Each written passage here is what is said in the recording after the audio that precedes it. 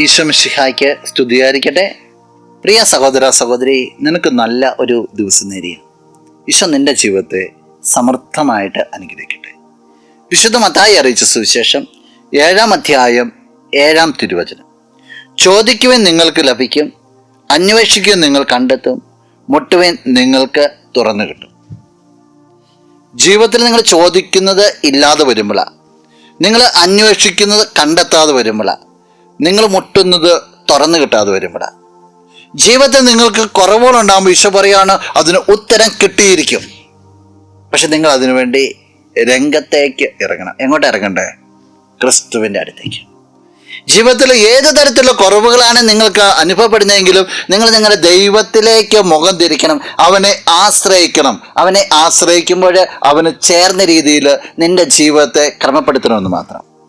അങ്ങനെ ക്രമപ്പെടുത്തിക്കൊണ്ട് നീ ഈശോയിലേക്ക് നിന്നെ തന്നെ തിരിക്കുമ്പോൾ നിനക്ക് ഉത്തരം ഉണ്ടാവും.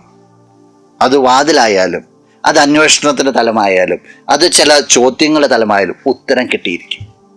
അതനുഭവിക്കാൻ നിനക്ക് സാധിക്കട്ടെ. നമുക്ക് പ്രാർത്ഥിക്കാം. കണ്ണുകളടച്ച് കരങ്ങൾ കൂപ്പാം. നല്ലവനായ കർത്താവേ, നിന്നെ ഞങ്ങൾ സ്തുതിക്കുന്നു, ആരാധിക്കുന്നു, മഹത്വപ്പെടുത്തുന്നു.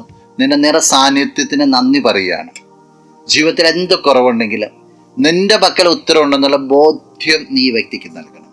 അത് കണ്ടെത്തുവാനായിട്ട് സഹായിക്കുകയും ചെയ്യണം. ഈ ദിവസത്തിന് വേണ്ടത് എല്ലാ അനുഗ്രഹങ്ങളും നൽകണമേ, ഇപ്പോഴും എപ്പോഴും എന്നേക്കും. ആമേൻ.